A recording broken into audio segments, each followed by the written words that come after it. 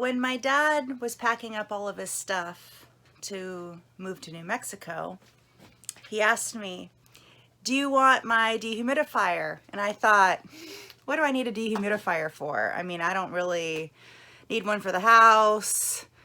He says, "No, no, no, you better take it. One day you might need it." Well, turns out Dad was right.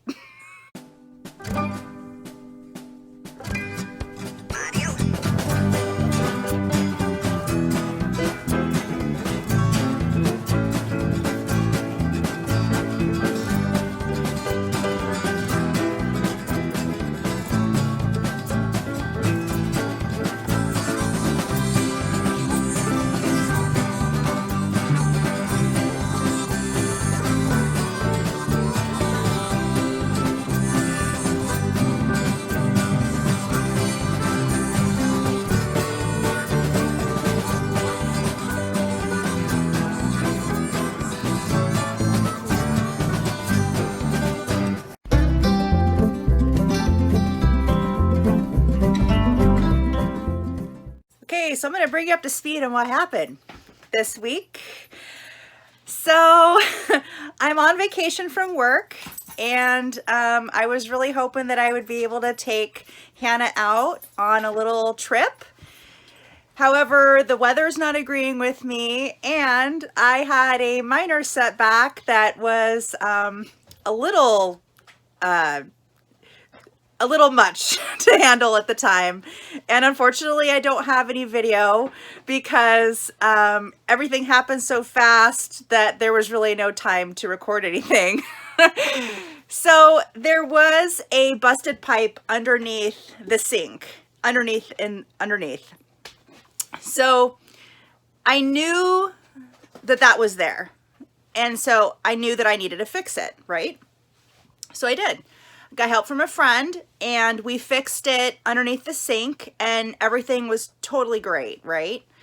So I'm really excited at this point, and I'm like, let's hook up the water. So we grab the garden hose from my house, we pull it over to the RV, we plug it in, we turn it on, and for about the first minute, everything was great. And I'm like, this is awesome. This is incredible. Like, it's working, right? Then that's when it all went downhill.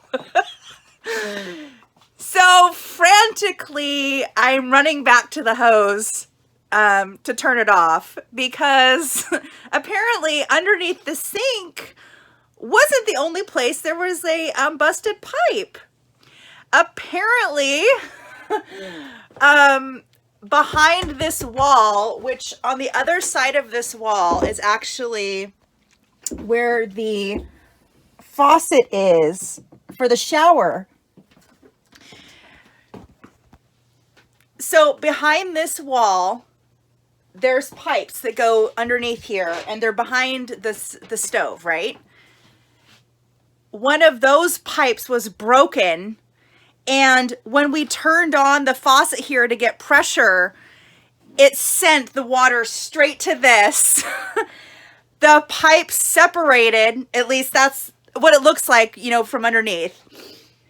It looks like it had been there and had been leaking for a while, because once we actually were able to look under there, and I'm going to try and get my phone under there with the light so you can see, there's actually...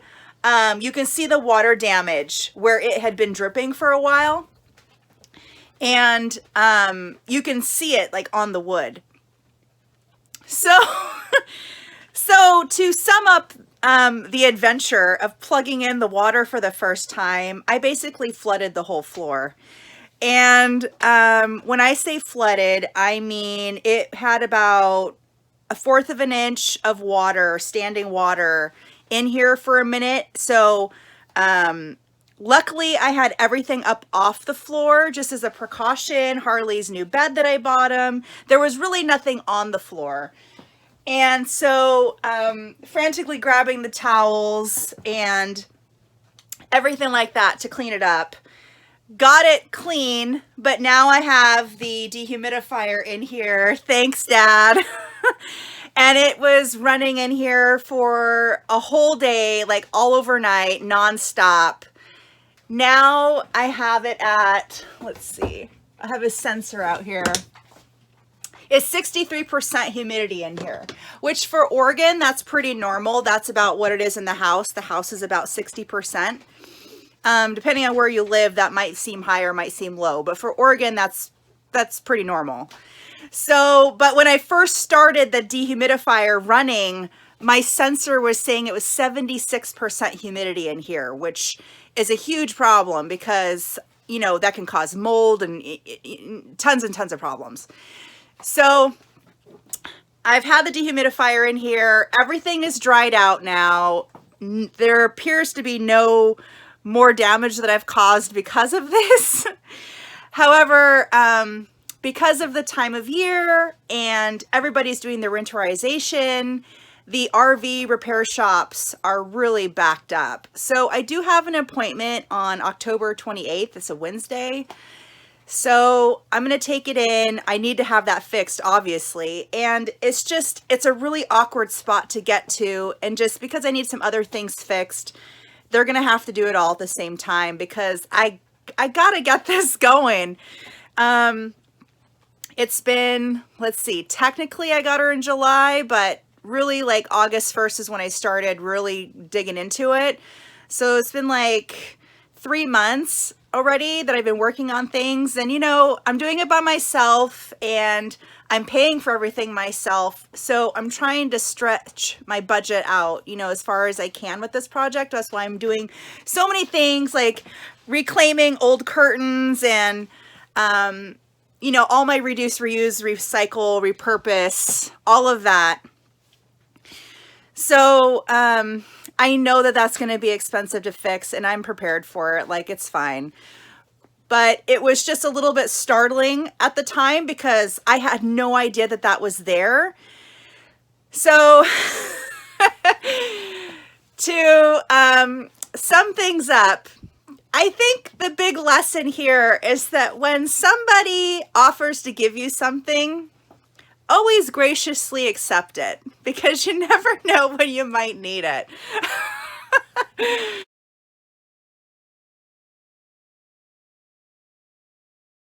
Like I said, I've had the week off from work and it's been really nice to be able to come out here during the daylight hours because it's getting darker earlier now. And it was cutting into my time. However, you can kind of see outside the window here, it is raining. It's just raining. And it's not like I'm not used to the rain. It's just, you know, it's raining again. So, I really want to get her out on the road, even though she's not ready for a overnight trip. I still need to get some miles on the motor and just get her out there. And I do need to familiarize myself with everything in the RV a little bit more as well. I don't think it's going to be a problem for me. I've driven so many U-Haul trucks in my lifetime that's essentially what it feels like to me when I'm behind the wheel. It just feels like I'm driving a U-Haul truck.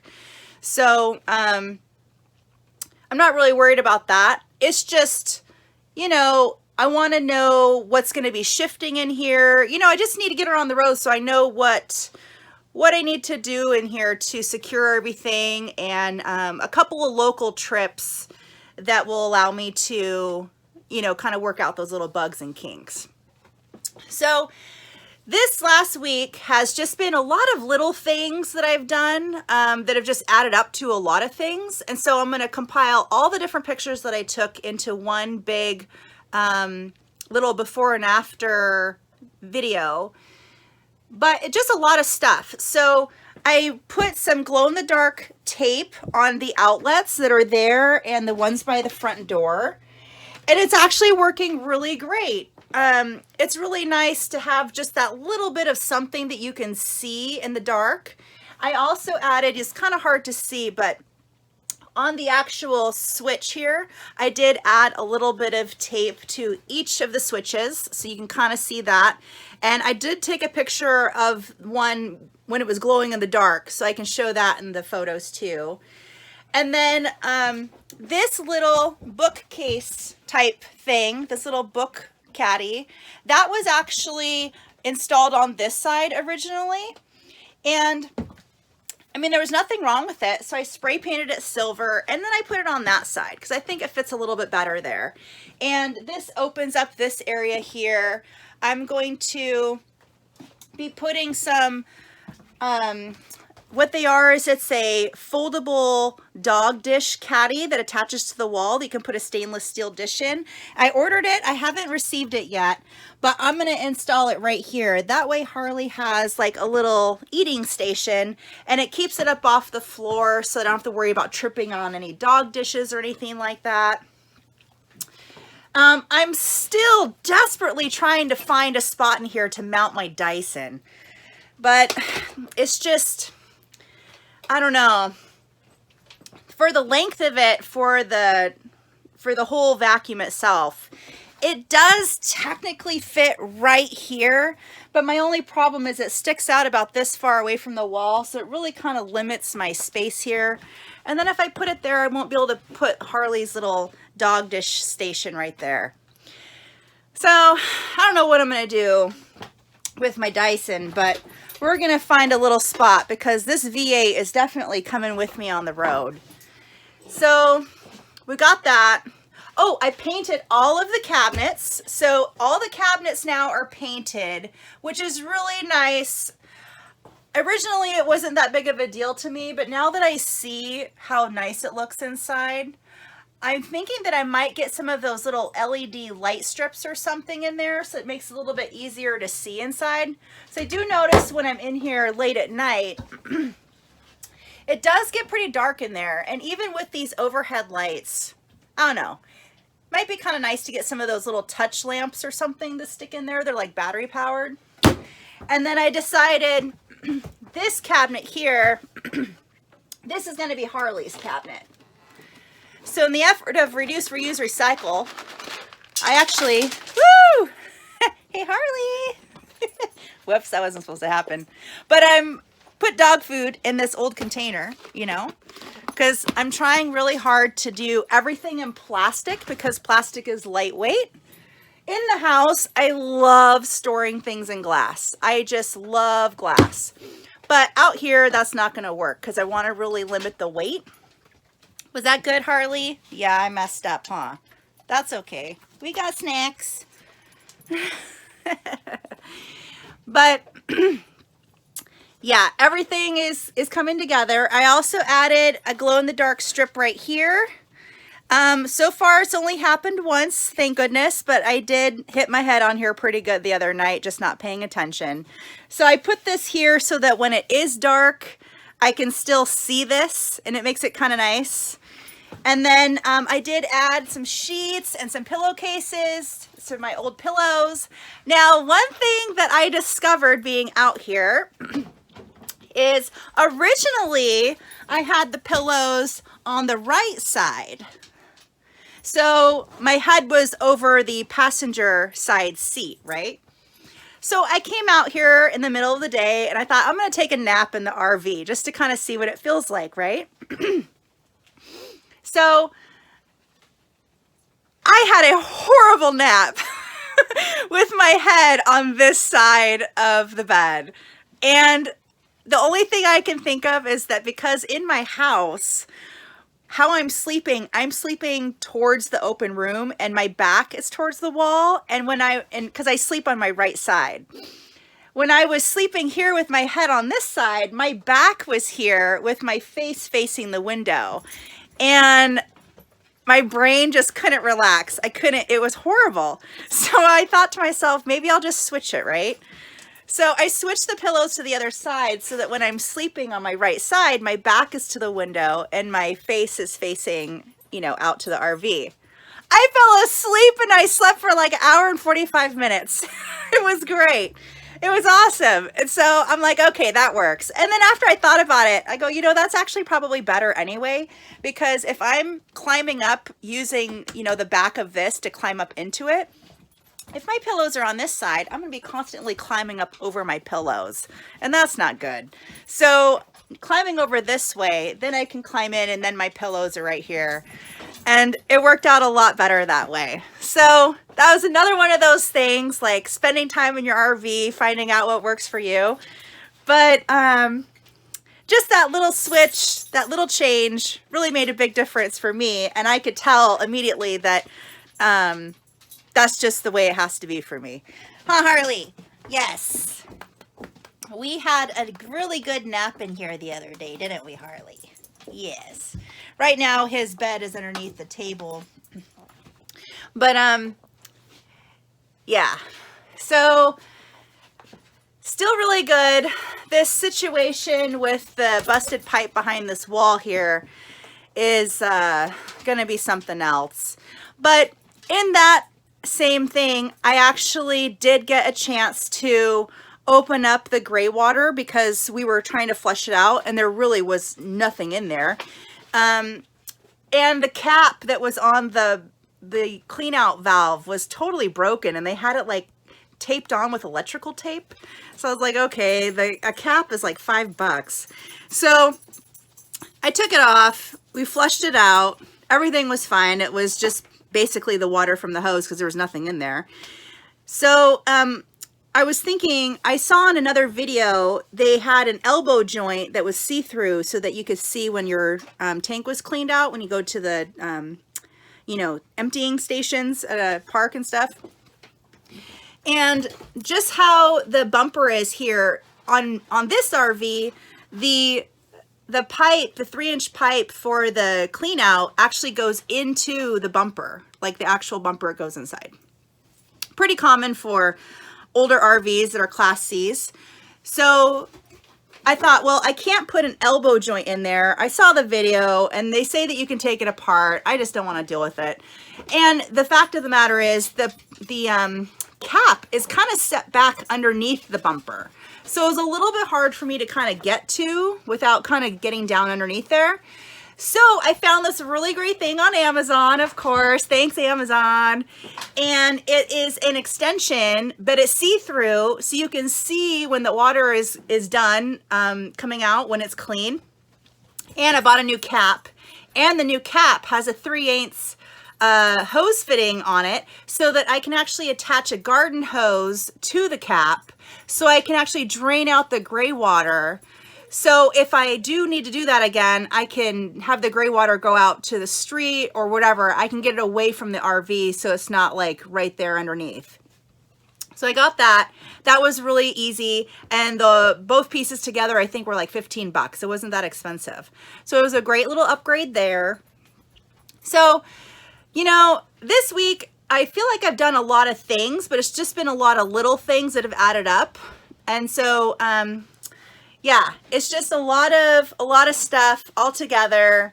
I also went to Goodwill and I actually found a package of 2 of these hooks that actually match the same style of the towel rack and the toilet paper holder. And I found them at Goodwill for $1.99. So I couldn't pass up that deal. Oh, I also bought this. So originally this was like primary colors. It was red, yellow, and I think green. But I saw it was $1.99. I was like, that'd make a great little coat thing or to put leashes by the door. So I spray painted it silver. Boom. There we go. Awesome. So just some stuff that I've been finding. It's been really good. I'm doing a lot of little things. I got the passenger and the driver's side windows coverings done. So right now I actually have some magnets taped because they stick to the metal window, and I was able to make a pattern and I cut the shape out. I still need to redo the one for the front window because I was trying to do it originally without a pattern and I cut it too short, so I got to redo it. But I did the passenger side one. Say hi, Harley. Say hi. but that's all good. So that's really nice because it gives me a ton of extra privacy and it helps with the heat. So, yeah, long video, but once you see some of the pictures, it looks really good.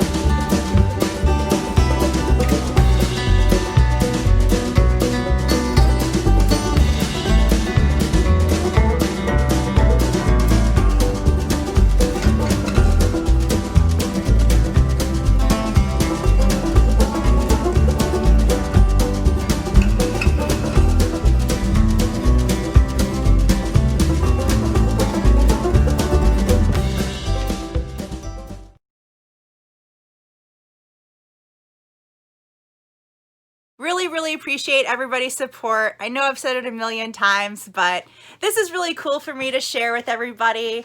And it's pretty exciting that my family and friends and some of my coworkers are like jazzed up about it, and they can't wait to see me take her out and go on my first trip.